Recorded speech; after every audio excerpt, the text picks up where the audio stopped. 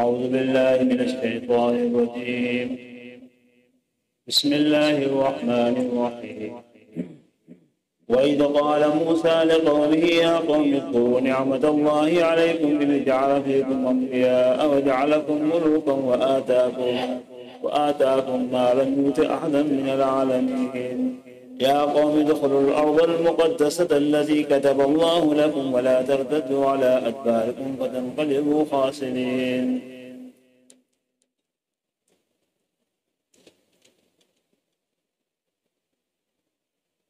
اس بات کو آپ نے بخوبی جان لیا کہ بنی اسرائیل جو صدیوں سے غلامی کی زندگی بسر کرنے اور سب سے گھٹیا ان سے کام لیا جاتا تھا، اس میں مجبور رہنے کی وجہ سے ان کی جو ہے دماغی صلاحیت ختم ہو چکی تھی، اور مصر کے لوگوں یعنی فرعونیوں کے اندر رہ کر ظاہر پرستی اور اصنام پرستی نے ان کی عقل و حواس کو اس قدر جو ختم کر دیا تھا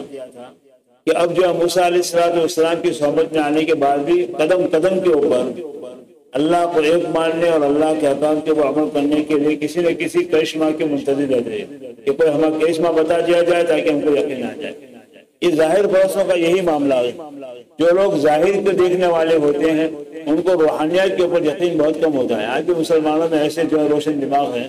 کہ جو معجزات کے اوپر یقین نہیں رکھتے۔ چنانچہ سر سید احمد جو ہے جنہوں نے علی گڑھ کی بنیاد ڈالی، جو قوم کو دنیاوی ترقی میں دیکھنا چاہتے تھے، انہوں نے جو کتاب کا ترجمہ لکھا قرآن کا اور اس کے اندر معجزات کا سرے سے انکار کرتے، کوئی نہ کوئی تعبیر کرتے۔ تو ایسے بہت سے لوگ ہیں۔ تو بنی اسرائیل کا بھی معاملہ یہی تھا کہ چونکہ صدیوں سے وہ فرعون کے اور ان کی قوم اس کی قوم کے جو غلام بنے رہے تھے، جس کی وجہ سے ان کی عقلی اور دماغی سوچ بالکل ختم ہو چکی۔ لہذا جب کبھی بھی حضرت موسیٰ علیہ السلام نے ان کو اللہ کے ایک ہونے کی یا اسی طریقے خدا کے احکام کے اوپر عمل کرنے کی دعوت دی، تو انہوں نے کوئی نہ کوئی معجزہ مانگا کہ ہم کو ایسی بات بتا دی جائے کہ جس سے ہم کو یقین آ جائے۔ چنانچہ جو ہے فرعون خوف ہوا تو ان کو یقین ہوا، اللہ نے جو معجزہ بتایا حضرت موسیٰ کے ذریعے سے کہ اس کی لاش کو باہر پھینک دی۔ پھر آگے چلے تو جو بت پرستوں کو دیکھا تو ایسے بت بنانے کی خواہش کی، حضرت موسیٰ علیہ السلام نے ان کو توحید کی بات سمجھا۔ ایسے ہی جو ہے تورات دی گئی، تورات کو اللہ سے کتاب مانگی، کتاب دی گئی تو اس کو قبول کرنے سے انکار کر۔ ہر موقع کے اوپر جو ہے وہ ایسی باتیں جو ہوتی تھی۔ چنانچہ نبی کریم صلی اللہ علیہ وسلم نے فرمایا کہ میری امت بھی قدم بقدم جو ہے یہود و نصارہ کے اوپر چلے گی، یعنی جس طریقے سے انہوں نے کیا ایسے آخری زمانے میں۔ چنانچہ یہ زمانہ چل رہا ہے کہ ہر بات کے اندر ان کی تقلید، اگر جو ہے ان کی طرف سے کوئی بات کہی جائے سائنسی تحقیق کی بنیاد کے اوپر تو ہر ایک یقین کر لیتا ہے، اور وہی بات علماء اگر کتابوں کے ذریعے سے بجائے یقین نہیں آتا، بلکہ جو اس کے لیے کوئی دلیل مانگتے کوئی دنیاوی دلیل ہونی چاہیے۔ تو بنی اسرائیل کا مثال بھی ایسا بن چکا ہے۔ تو آپ صلی اللہ علیہ وسلم نے فرمایا کہ میری امت میں یہود و نصارہ کے ایک قدم قدم ان کے نقش قدم پر چلے، یہاں تک کہ اس میں اگر کسی نے اپنی ماں سے زنا کیا ہوگا میری امت میں بھی ایسے لوگ بتا۔ اللہ تعالیٰ ایسے دور سے فرض فرمائے۔ اب تو جو ہے وہ دور بھی شروع ہو چکا ہے، یورپ کے علاقوں میں دیکھو وہاں پر ماں کو بھی نہیں چھوڑا جاتا، بہن کو بھی نہیں چھوڑا جاتا، بیٹی کو بھی نہیں چھوڑا جاتا۔ تو بہرحال جو ہے بنی اسرائیل کا ایک مثال بن چکا تھا، ہر موقع کے اوپر جو ہے وہ معجزہ کی طلب میں رہتے تھے اور حضرت موسیٰ علیہ السلام کی بات کو ماننے سے انکار کرتے تھے۔ چنانچہ جو ہے تورات کا قصہ پورا ہوا کہ اللہ تعالیٰ نے تورات دی، قبول کرنے سے انکار کر دیا تو اللہ نے کوئی طور کو بھی اٹھایا، اور یہ کوئی طور کی جو ہے گرنے کی وجہ سے انہوں نے تورات کو قبول کر دیا۔ پھر اس کے احکام کو سخت ہونے کی وجہ سے اس کو بھی قبول کرنے سے انکار کر دیا۔ پھر ایک موقع آیا کہ اللہ تبارک و تعالیٰ نے حضرت موسیٰ علیہ السلام کو کہا کہ میں نے تمہارے باپ دادا حضرت اسحاق اور یعقوب سے میں نے وعدہ کیا تھا کہ میں تمہاری اولاد کبھی تمہاری 80 جگہ پر لے آؤں گا۔ یعنی ان کے باپ دادا کی جگہ کون سی تھی؟ ارض مقدس۔ قرآن پاک نے اس کو ارض مقدس کہا۔ ارض مقدس سے مراد کون سی جگہ ہے؟ اس کے بارے میں مفسرین کے مختلف اقوال ہیں، لیکن مجموعی طور پر دیکھا جائے تو شام کا پورا علاقہ ایسا مقدس اور ایسا بابرکت علاقہ ہے، اس سے کہ وہاں پر ہر قسم کے خزانے ہیں، اور سب سے بڑا خزانہ کیا ہے کہ شام کی زمین کے اندر زیادہ سے زیادہ انبیاء دفن ہیں، اکثر انبیاء علیہ السلام وہیں پر دفن، اور اس کے علاوہ اللہ تبارک و تعالیٰ نے ظاہری ریل پر ظاہر باغ و بہار سے بھی اس علاقوں کو نوازا۔ چنانچہ حضرت موسیٰ علیہ السلام سے کہا گیا کہ آپ اپنے قوم سے کہیے کہ جو ہے مقدسہ میں داخل ہو جائے۔ اب جو ہے حضرت موسیٰ علیہ السلام نے جو ہے قوم سے کہا کہ اللہ کا حکم ہے کہ میں تمہارے ہاتھوں جو ہے اس علاقے کو یعنی فلسطین کو شام کے علاقے کو فتح کر رہا ہوں، چاہے وہاں پر کیسے قوم بستی ہو، لیکن فتح تو جو ہے نا اللہ کا کام ہے۔ اللہ نے وعدہ کیا تھا کہ بس تم قدم اٹھاؤ گے ہم جو فتح کو تمہارے قدموں میں لا کر کھڑا کر دیں، یہ اللہ کی طرف سے وعدہ تھا۔ چنانچہ حضرت موسیٰ علیہ السلام نے اپنے قوم سے کہا اور حضرت موسیٰ علیہ السلام جو قوم کو لے کر چلے آئے۔ چنانچہ آپ جو سفر کرتے ہوئے مقام اریحا آج بھی اسرائیل کے ایک شہر ہے جو بہت پرانا شہر ہے، انبیاء کے زمانے کا شہر ہے، اور اس زمانے میں تو بڑا خوبصورت شہر تھا۔ آپ سے وہ بات نہیں ہے بلڈنگ سے خوبصورتی ہے، باقی قدرتی خوبصورتی ابھی اس میں موجود نہیں ہے۔ تو اریحا مقام جو ہے وہاں کے باہر میدان کے اندر حضرت موسیٰ علیہ السلام ٹھہرے، اور فلسطین کے اوپر اس وقت ظالموں کا قبضہ تھا، قوم عمالقہ کا۔ قوم عمالقہ یہ بھی سمجھ لیجیے حضرت ابراہیم علیہ السلام سے بہت پہلے قوم گزرے، قوم عاد اور دوسرے قوم سمود، جس کے واقعات آپ جب بیانوں میں سنتے بھی رہتے تھے۔ قوم عاد بڑی ڈیر کی قوم تھی، یعنی طاقت بھی بہت زیادہ تھی اور لمبے لمبے ان کے قد تھے، جیسے کہ جو کھجور کے درخت ہوتے ہیں ایسے لمبے لمبے جو ان کے قد بھی تھے، اور طاقت و قوت کے اندر بھی جو بڑی اللہ نے ان کو طاقت دی، یہاں تک کہ انہوں نے اپنی طاقت کے گمان نے کہا من اشد منا قوت، ہم سے زیادہ طاقتور کون ہے، یعنی اپنے طاقت و قوت کے اوپر اتنا گھمنڈ تھا۔ تو واقعاً طاقت اللہ نے دی تھی،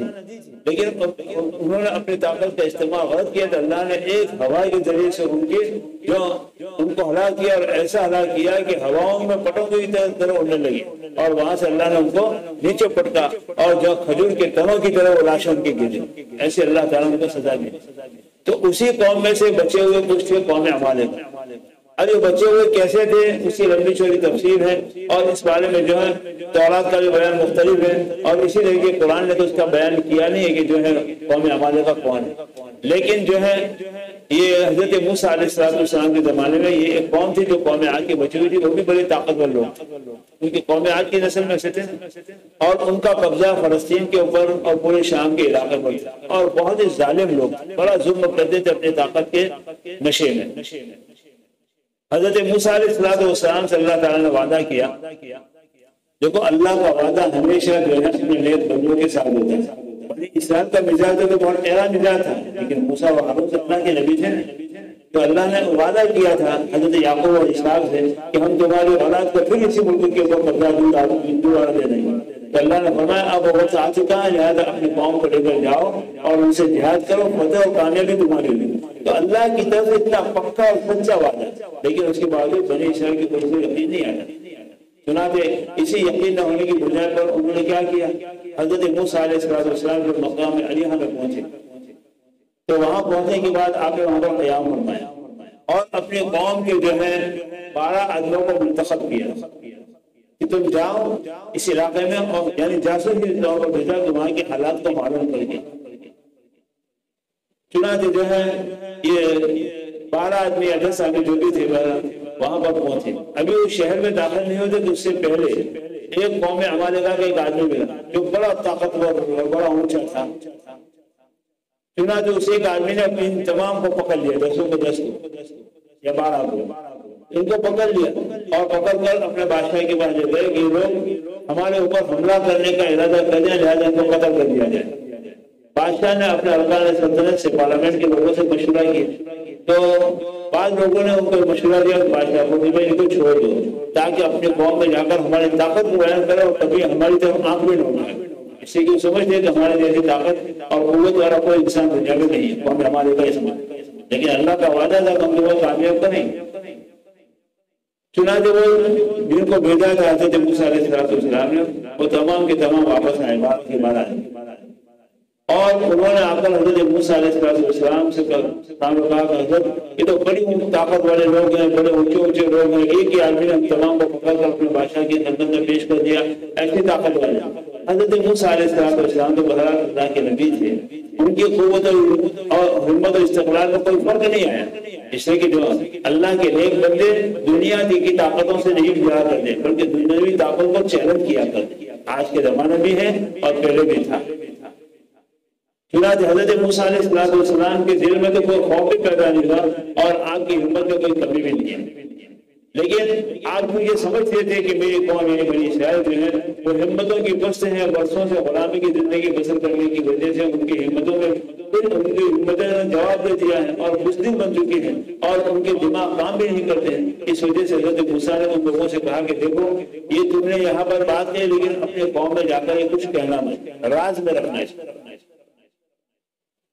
लेकिन जो है हर इंसान का पेड़ हर बात को जो है उठा नहीं सकता है। बातें लोग ऐसे होते हैं कि कोई बात सुने और कब मैं दूसरे को पहुंचा दूं, ऐसी जो हमेशा ये आदत होती है बहुत से जो उनके पेड़ के अंदर इतनी जगह नहीं होती, छोटे पेड़ की होती। चुनांचे 12 में से 10 आदमियों में से अपनी कौम के अपने खास खास दोस्तों से कहा देखो भाई हम गए थे, वो तो ऐसे ऐसे कौम में था, पास होते पूरी कौम में फैल गई। 2 आदमियों ने उसमें से इस बात को राज में रखा, लेकिन 10 ने तो फैला दिया। 2 आदमी में कौन थे? एक यूशा थे और दूसरे जो कालेब इब्न योका थे। ये दोनों जो है इस बात को जो है राज में रखा और किसी से कुछ तस्करा नहीं किया, लेकिन लोगों ने बात तो फैल गई। अब हजरत मूसा अलैहिस्सलाम ने जो है कौम को समझाने के लिए तो क्या कहा, वही मूसा हजरत मूसा ने पहले तो उनको क्या देखो अल्लाह की नियामतों को याद करो, अल्लाह ने कितनी बड़ी बड़ी नियामतें तुमको दे रखी, तुम्हारे अंदर कितने अंबिया पैदा हुए। चुनांचे साहिब तफसीर मगरी ने लिखा है कि जो है जितने अंबिया बनी इस्राइल कौम के अंदर पैदा हुए इतने किसी और कौम के अंदर नहीं हुए। इतना अल्लाह ताला ने उनको रूहानी एतबार से भी तरक्की। और इमाम हदीस हज़रत इब्न अबी हातिम रहमतुल्लाह अलैह ने जो है सुलेमान आमद से नकल किया है कि हजरत मूसा का ये आखिरी बनी इस्राइल का आखिरी दौर था, हजरत मूसा से लेकर हजरत ईसा तक। हजरत मूसा से लेकर हजरत ईसा अलैहिस्सलाम के दरमियान के ज़माने में तकरीबन 1000 अंबिया इस कौम के अंदर पैदा हुए। तो फरमाया अल्लाह हजरत मूसा अलैहिस्सलाम ने फरमाया उसको अल्लाह ने की नियामतों को देखो कि अल्लाह ने तुम्हारे अंदर कितने नबी पैदा किए और अंबिया के साथ साथ तुम्हारे अंदर बड़े बड़े बादशाह भी गुजरे और उन बादशाहों के जमाने में तुमने भी बादशाह की यानी बादशाह शाही जिंदगी गुजारी और उसके अलावा और बहुत सारी नियामतों से नवाजा। लिहाजा अल्लाह का यहाँ पर भी वादा है कि यह कौम अमानता से मुकाबला करो, तुम वहां पर दाखिल हो जाओगे, तुमको फतह नसीब हो जाएगी और जो है अल्लाह तुम्हें कामयाब करेगा और ये पूरा इलाका तुम्हारे हवाले करेगा। लेकिन जब लोगों ने इन 10 आदमियों के मुंह से जब इस कौम की ताकत और कुव्वत को समझा और सुना तो वो तो वहीं पर बुज़दिल होकर बैठ गए और जो तैयार नहीं हुए हम जो जिहाद करें। चुनांचे हजरत मूसा अलैहिस्सलाम के साथ जवाब देते मूसा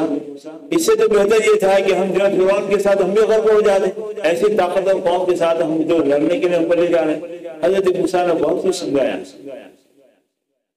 और कहा कि देखो ये अर्द मुक़द्दसा है, पाकीज़ा ज़मीन है, वहां पर चलो, वहां पर जाने के बाद अल्लाह ताला तुमको फतह दे देगा और अल्लाह का यह वादा यकीनी। लेकिन जो है वो जाहिर में फिरौन की ताकत को देख चुके थे, उसकी कुव्वत को देख चुके थे, उसका जुल्म सह चुके थे, इसलिए अल्लाह की वादा उनको समझ में नहीं आ रहा। आज हमें भी समझ नहीं आता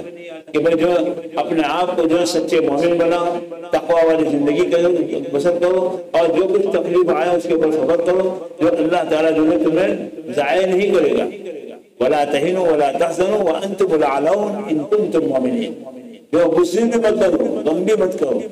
तुम्हें सरबुलंद होगे, लेकिन शर्त क्या है? तुम्हारा ईमान कभी और पक्का होना चाहिए, अल्लाह की ज़ात के ऊपर यकीन होना चाहिए। अल्लाह ने सरबुलंदी अता की तो कैसी अता की कि पूरी दुनिया के अंदर जो 25 साल के अंदर जो पूरी दुनिया के पौने हिस्से पर जो मुसलमानों की हुकूमत कायम हुई और बढ़ता बढ़ता हुकूमत करते रहे। ये क्यों था? इसलिए कि ईमान ताकत और कुव्वत थी और वो जाहिरी रेल पेड़ से डरते नहीं थे। आज जरा रौबदार जो है कोई फौज आ जाते तो इंसान डर जाते हैं, पुलिस आ जाते डर जाते हैं, लेकिन वो डरने वाले लोग नहीं थे बल्कि वो लीडर लोग थे। और क्यों? इसलिए कि उनकी नजर अल्लाह की दाद पर थी। हजरत मूसा अलैहिस्सलाम की नजर अल्लाह की दाद पर थी, इसलिए अल्लाह के वादों पर उनको पूरा यकीन था। लेकिन कौम जो है आज की तरह जो है रोशन ख्यालों की तरह थी कि उनके दिमाग माउट हो चुके थे और उनको अल्लाह की वादों के ऊपर इतना यकीन नहीं आता। नबी जो है चीख जो अल्लाह के वादे सुना रहा है कि या कौमिल अर्ज़ मुक़द्दसतुल लज़ी कतबल्लाहु लकुम, अल्लाह ने तुम्हारे लिख दी है, तुम्हारे मुकर्रर कर दिए कि तो जमीन तुमको यानी इलाका तुमको दे दिया जाए। लेकिन फिर भी कौम को समझ में नहीं आया और हजरत मूसा अलैहिस्सलाम की बात के ऊपर यकीन नहीं कर रहे।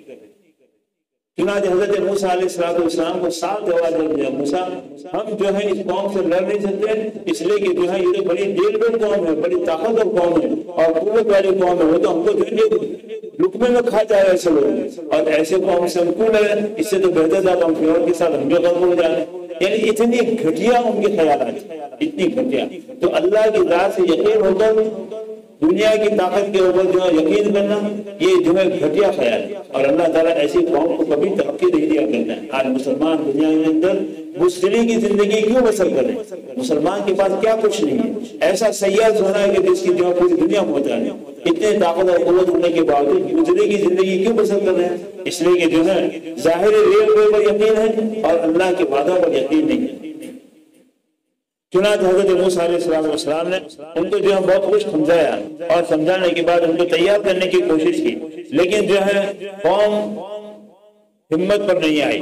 और उन्होंने बुज़दिली की बात बताई, और जो है वो दो हजरात जिन्होंने उस बात को याद में रखा था, यानी यूशा इब्न नून और कालिब, दोनों जो ये नेक आदमी थे, उन्होंने याद में रखा था। उन्होंने भी कौम को समझाया कि भाई कम से कम तुम जो है इस शहर के करीब तो जाओ, उसके दरवाजे तक पहुंचो, वहां पर पहुंचे ही अल्लाह ताला हमें फतह दे देगा, लेकिन किसी तरीके से तैयार नहीं है। हजरत मूसा अलैहिस्सलाम जब गुस्से भी हुए और उनको समझाने की कोशिश की, क्या कहा, इज़हब अंत व रब्बुका फक़ातिला इन्ना हुना क़ाइद, जाओ तू और तेरा खुदा जाकर लड़ो, हम तो यहाँ पर बैठे हैं। क्योंकि उन्होंने इन्ना कायदुन कहा तो अल्लाह ने बिठाए रखा। और इसके मुकाबले में देखे सहाबे किराम जब बदर की लड़ाई के लिए निकले, लड़ाई के लिए मदीना से तो नहीं निकले थे, एक खास काफिले को रोकने के लिए थे, लेकिन लड़ाई का मौका गया। अब चूंकि मदीना के लोगों से नबी करीम सल्लल्लाहु अलैहि वसल्लम का मुआहदा क्या हुआ था कि मदीना के ऊपर कोई हमला करेगा तो हम तमाम आपस में मिलकर उसका मुकाबला करेंगे, लेकिन बाहर जाकर मुकाबला करेंगे ये मुआहदे में नहीं। इस वजह से नबी करीम सल्लल्लाहु अलैहि वसल्लम साहबे किराम से मशवरा की कि भाई जो है अब हम निकले थे काफिलों को रोकने के लिए, यहाँ पर लड़ाई का मौका या क्या करें। मुहाजिरीन साहबा में से जो है बहुत से बार बार कह कि अल्लाह के रसूल आप जो अल्लाह का नाम लेकर आगे बढ़िए, हम आपके साथ, लेकिन आप सल्लल्लाहु अलैहि वसल्लम बार बार किया मुझे मशवरा। तो एक सहाबी मिक़दाद इब्न असद रज़ियल्लाहु ताला वो समझ गए कि नबी करीम सल्लल्लाहु अलैहि वसल्लम का इशारा हमारी तरफ, यानी अंसार मदीना की तरफ। तो उन्होंने क्या कहा, अल्लाह के नबी आप जो है बिल्कुल अल्लाह का नाम लेकर आगे बढ़िए, हम हर हाल में आपके आगे पीछे दाएं बाएं, हम आपको वो जवाब नहीं देंगे जो बनी इसराइल ने फिर मूसा को दिया था कि इज़हब अंत व रब्बुका फक़ातिला इन्ना हुना क़ाइद, कि आप अपने आप और आपका खुदा जाकर लड़ो, हम तो यहाँ पर बैठे, हम ये जवाब नहीं देंगे, बल्कि आप हमको बल्कि ग़िमाद जो हबशा का इलाका है वहां तक भी आप कहेंगे तो हम वहां पर भी पहुंच जाएंगे। आप हमको समंदर में कूदने का हुक्म देंगे तो हम समंदर में कूद जाएंगे। नबी करीम सल्लल्लाहु अलैहि वसल्लम को इस जवाब से इतनी खुशी हुई, और फिर आपने दुआएं देकर सहाबा के काफिले को लेकर आगे बढ़े। हजरत मूसा अलैहिस्सलाम को अपने कौम के जवाब से इतना ज्यादा गम हुआ, इतना गम हुआ कि आपने क्या फरमाया, ला अमलिकु इल्ला नफ्सी व अखी, अल्लाह मैं और मेरे भाई का मैं मालिक हूँ, बाकी इस कौम का मैं मालिक हूँ, ये कौम मेरा कहानी मानती है, इस फासिक कौम और मेरे दरमियान में जुदाई डाली। तो वहां पर अल्लाह के नबी ने दुआएं दी, इसलिए कि सहाबा जानते नहीं कि तैयार हो गए, और यहाँ पर फतह का वादा है, कामयाबी का पूरा वादा है, पूरी सल्तनत हवाले करने का वादा है अल्लाह की तरफ से, लेकिन फिर भी उसको मानते नहीं। हजरत मूसा अलैहिस्सलाम का दिल बहुत दिल था, और उन्होंने क्या कहा, आप जाइए, हम तो यहाँ पर बैठे हैं। अल्लाह ने कैसे बिठाए रखा, एक मैदान निदह का मुस्तकिल वाक़या है, और जो है बहुत तफसीली वाक़या कुरान पाक ने भी इसको बयान किया, तफसील से नहीं किया, लेकिन तफसीर की किताबों में और हदीस के अंदर उसको तफसील से बयान किया, जो वाक़या इंशाअल्लाह कल आपके सामने है।